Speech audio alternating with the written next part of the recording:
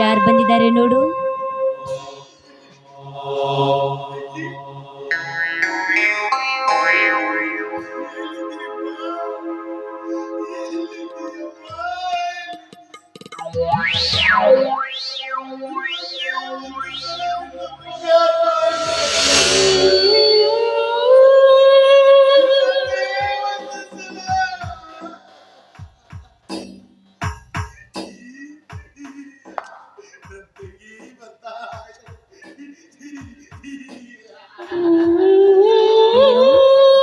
ಅಣ್ಣ ಅಣ್ಣ ಅಂದ್ರೆ ಅಣ್ಣ, ನಮ್ಮ ಅಣ್ಣ.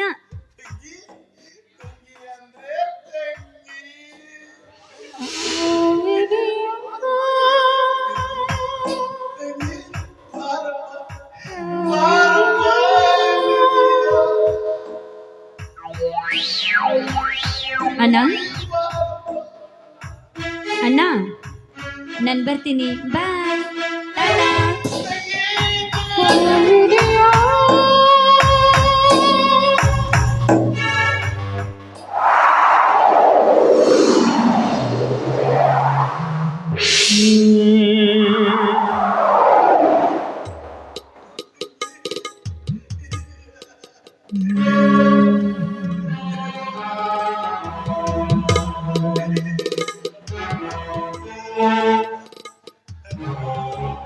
ಯಾಕಣ್ಣ ಅಳ್ತಾ ಇದೀಯಾ?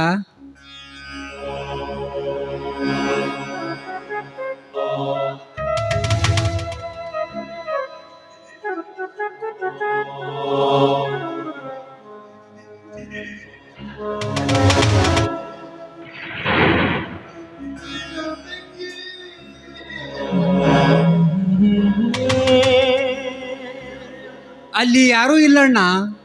ಅಣ್ಣ, ತಂಗಿಯ ನೆನಪಾಯ್ತೇನಣ್ಣ, ತಂಗಿಯ ನೆನಪಾಯ್ತೇನ?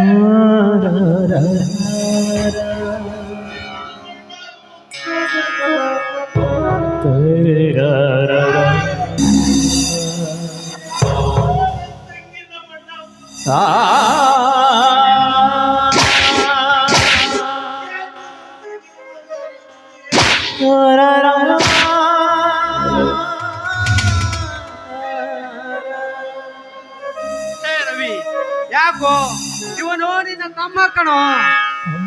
ರಣಜಿತ್, ರವಿ ಬಹಳ ನೊಂದು ಬಿಟ್ಟಿದ್ದಾನಪ್ಪ. ನನಗೊಂದು ದೋಚದಂತಾಗಿದೆ ಶಶಾಂಕ, ನನಗೊಂದು ದೋಚದಂತಾಗಿದೆ. ಏಕಾಏಕಿಯಾಗಿ ಏನೇನೋ ನುಡಿಸ್ತಾ ಇರ್ತಾನೆ, ತಂಗಿಯ ಜೊತೆ ಮಾತನಾಡುತ್ತಾ ಇರ್ತಾನೆ ಶಶಾಂಕ, ತಂಗಿಯ ಜೊತೆ ಮಾತನಾಡುತ್ತಾ ಇರ್ತಾನೆ. ಸಮಾಧಾನ ಮಾಡಿಕೋ ರಣಜಿತ್, ನೀನೇನೂ ಭಯ ಪಡಬೇಡ. ರವಿರಾಜ ಸವಿತಾಳ ಮೇಲಿರುವ ಪ್ರೀತಿ ಮರುಕಳಿಸುತ್ತಿದೆ ಅಷ್ಟೇ. ಅವನು ಮೊದಲಿನಂತೆ ಹಾಗೇ ಆಗುತ್ತಾನೆ. ಅದು ಆ ಭಾರತ ಮಾತೆಗೆ ಗೊತ್ತು ಶಶಾಂಕ್. ಒಟ್ಟಿನಲ್ಲಿ ನನ್ನ ಅಣ್ಣನ ಹುಚ್ಚತನ ಗುಣವಾಗಿ ಮೊದಲಿನಂತಾದರೆ ಸಾಕು ಶಶಾಂಕ, ಮೊದಲಿನಂತಾದರೆ ಸಾಕು ಶಶಾಂಕ. ನಾನು ಬರುವಾಗ ಅಣ್ಣನಿಗೆ ಹೊಸ ಬಟ್ಟೆ ತಂದಿದ್ದೇನೆ, ಆದರೆ ಅವನು ಹಾಕಿಕೊಳ್ತಾನೇನಿಲ್ಲೋ. ಅವನಿಗೆ ಹೊಸ ಬಟ್ಟೆ ನಾನು ಹಾಕುತ್ತೇನೆ. ಹೇ ರವಿ, ಬಾರೋ, ಹೊಸ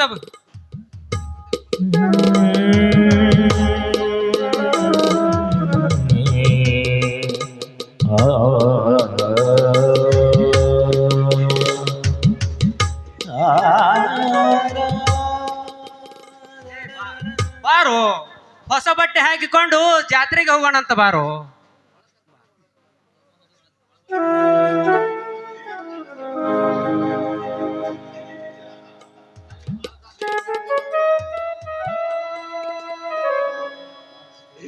ಹೇ ಭಾರತ ಮಾತೆ,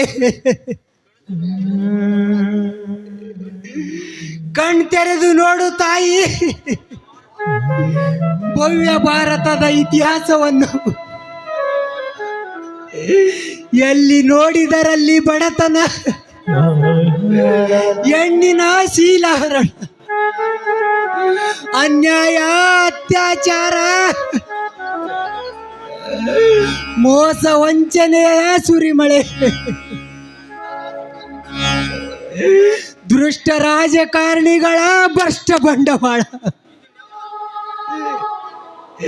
ಇದನ್ನೆಲ್ಲ ನೋಡಿ ನನ್ನ ಕಣ್ಣುಗಳೇ ಕಟ್ಟಿದಂತಾಗಿದೆ. ಹೇ ಭಾರತ ಮಾತೆ, ಇಂದಿನಿಂದ ಅನ್ಯಾಯದ ವಿರುದ್ಧ ಸಿಡಿದದ್ದು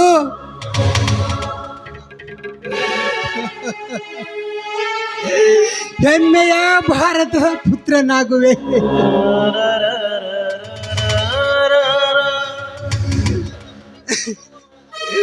ಈ ಸಿಪಾಯಿಯ ಕೊನೆಯ ಪುಟ ಬರೋದರೊಳಗಾಗಿ ಅನ್ಯಾಯದ ಅಟ್ಟಹಾಸವನ್ನು ಮೆಟ್ಟಿ ನಿಂತು ಈ ಸ್ವಾರ್ಥವೆಂಬ ಕರ್ಮಶೀಳಿ, ಪಾಪವೆಂಬ ರಕ್ತದಿಂದ ನನ್ನ ತಂಗಿಯ ಗದ್ದಿಗೆಗೆ ರಕ್ತಾಭಿಷೇಕ ಮಾಡದಿದ್ದರೆ ನನ್ನ ಹೆಸರು ಸಿಡಿದದ್ದ ಸಿಪಾಯಿನೇ ಅಲ್ಲ.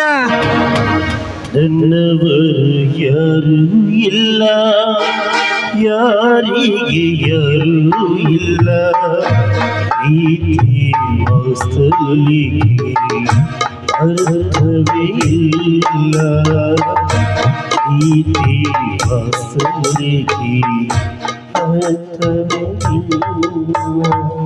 ರಣಜಿತ್, ಈಗ ನೋಡೋ ಈ ನಿನ್ನ ಅಣ್ಣನ ಮುಖದಲ್ಲಿರುವ ಕಳೆಯನ್ನ. ಈಗ ನನ್ನ ಅಣ್ಣ ಮನ್ಮಥನಂತೆ ಕಾಣುತ್ತಿದ್ದಾನೆ ಶಶಾಂಕ. ಈ ಡ್ರೆಸ್ ಅವನಿಗೆ ತುಂಬಾ ಇಷ್ಟ. ಯಾಕಣ್ಣ? ಇಷ್ಟ ಇಷ್ಟ ಓದು, ನನಗಿದೆ ಇಷ್ಟ ಇಷ್ಟ ಇಷ್ಟ ಇಲ್ಲ.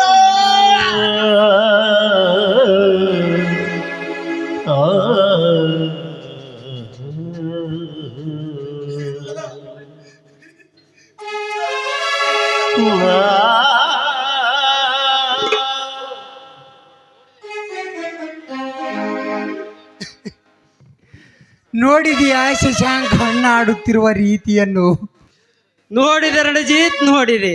ಈ ಹುಚ್ಚನ ಕಿಚ್ಚಿನ ರೀತಿ ನಾಡಿನ ಹುಚ್ಚ ಜನತೆಗೆ ನೀತಿಯ ಪಾಠವಾಗಲಿ ರಣಜಿತ್, ನೀತಿಯ ಪಾಠವಾಗಲಿ. ರಣಜಿತ್, ನಾನು ಕಟ್ಟಿಗೆ ಮಾಡಲು ಹೋಗಬೇಕು. ನಾನಿನ್ನು ಬರ್ತೇನೆ. ಹಾಗಾದರೆ ನೀನು ನಡೆ ಶಶಾಂಕ.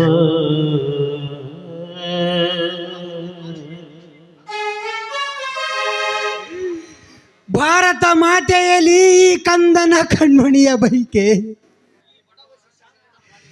ಈ ಬಡವ ಶಶಾಂಕನ ಬಾಳಿನಲ್ಲಿ ಹೊಸ ಬೆಳಕು ಉದಯಿಸಲಿ ಚಂದ್ರ ಚಕೋರನಂತೆ.